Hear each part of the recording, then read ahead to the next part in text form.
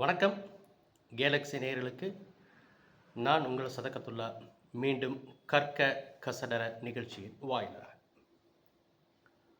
ஒரு கல்வியால் தான் ஒரு சமூக மேம்பாடு, ஒரு மாற்றம் ஏற்படும் அப்படிங்கிறது நம்ம எல்லாருக்குமே தெரிந்த ஒரு விஷயந்தான். அதில் யாருக்கும் எந்த மாற்று கருத்துமே இல்லை.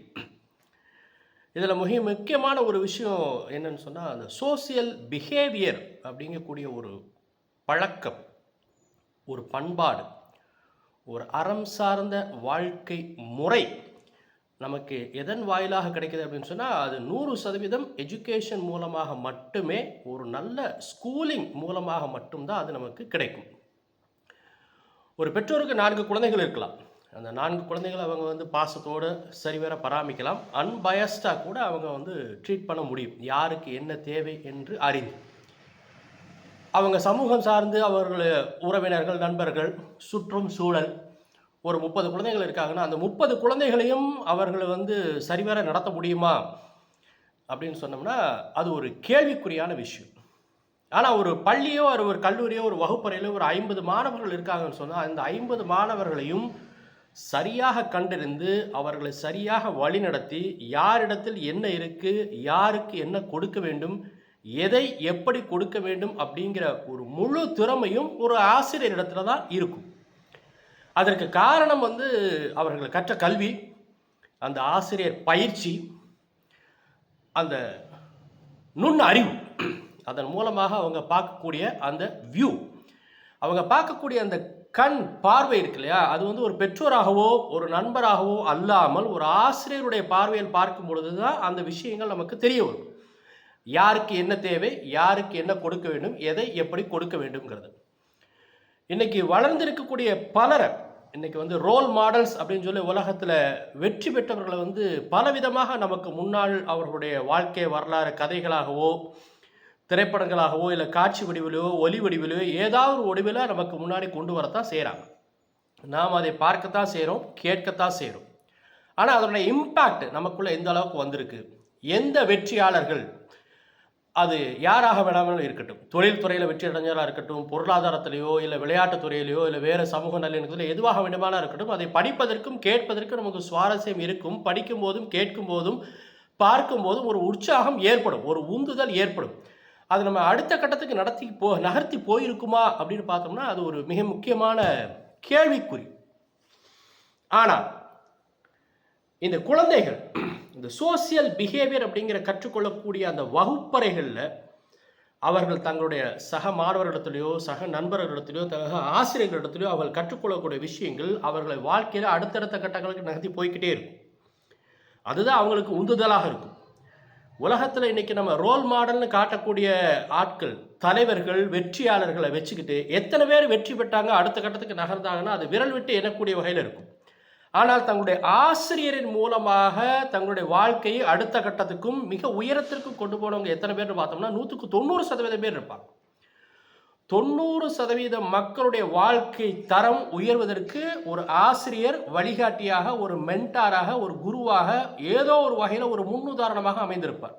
அவருடைய சொல்லோ, அவருடைய செயலோ, அவருடைய நடவடிக்கைகளோ, அவர் பிறரை நடத்திய விதம், ஏதோ ஒரு விஷயத்தில் ஒரு ஆசிரியர் ஒரு மாணவர்களுக்கு நிச்சயமாக அவருடைய நினைவுகளில், மாணவர்கள் நினைவில் தங்கக்கூடிய ஒரு சம்பவம், ஒரு செய்தி, ஒரு சொல் ஏதாவது ஒன்று இருக்கும். அது ஏதோ ஒரு நேரத்தில் ஒரு தீயை பற்ற வைக்கும். அந்த தீ தான் அவர்களை அடுத்த கட்டத்துக்கு நகர்த்தும்.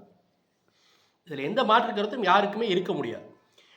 ஏன்னா பெற்றோர்களை பார்த்து மற்றவர்களை பார்த்து நாம் கற்றுக்கொள்வதை விட ஆசிரியர்களுடைய பார்த்தது கற்றுக்கொள்ளக்கூடிய விஷயங்கள் தான் அதிகம். ஸோ அந்த சோசியல் பிஹேவியர் அப்படிங்கிற அந்த அறம் சார்ந்த வாழ்க்கை முறை எங்கு, யாரால், எப்படி கற்பிக்கப்படுகிறதுனா ஒரு ஆசிரியரால் வகுப்பறைகளில் தான் கற்பிக்கப்படுகிறது. ஸோ அந்த சோசியல் பிஹேவியர் தான் ஒரு மனிதனை அறம் சார்ந்து எது சரி எது தவறு என்பதை உணர்ந்து, சரி எது என்பதை தேர்ந்தெடுத்து அதை நோக்கி நகரக்கூடிய ஒரு வாழ்க்கை முறையை அவனுக்கு கற்றுக் கொடுப்பது ஒரு நல்ல பள்ளி, கல்லூரி, வகுப்பறை முறைகள் தான். அதற்குரிய நல்ல ஆசிரியர்கள் தான் காரணம். அதில் எந்த மாற்று கருத்துமே இல்லை.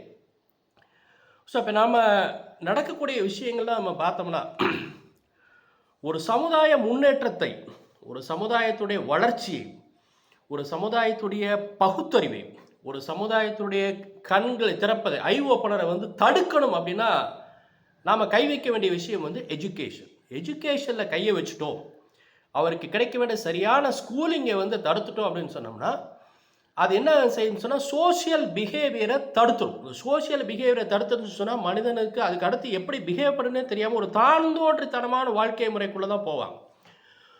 ஸோ ஒரு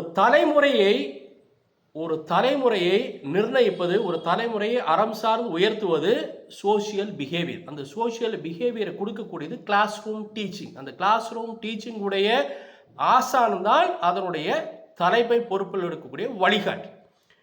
ஸோ அந்த சோசியல் பிஹேவியர், அந்த சோசியல் ஸ்ட்ரக்சரை சிதைக்க வேண்டும் அப்படின்னா சின்ன ஒரு விஷயம் தான், எஜுகேஷனை கரிக்குலமை சிதைச்சிட்டோம்னு சொன்னோம்னா மொத்தமாக டோட்டலாக கொலாப்ஸ் ஆகிடும்.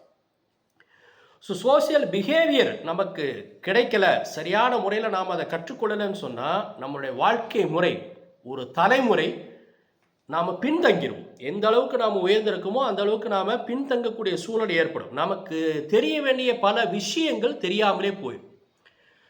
நம்முடைய அந்த கல்ச்சுரல் சேஞ்ச், நமக்கு கிடைக்கக்கூடிய சரியான அறிவு, சரியை சரியாக புரிந்து கொள்வதும் தவறை தவறென அறிந்து கொள்ளக்கூடிய அந்த பகுத்தறிவு நமக்கு கிடைக்கிறதுக்கு நமக்கு வகுப்பறை கல்வி முறையும் சரியான கல்வியும் அதை கற்றுக் கொடுக்கக்கூடிய ஆசிரியர்களும் அத்தியாவசியம்.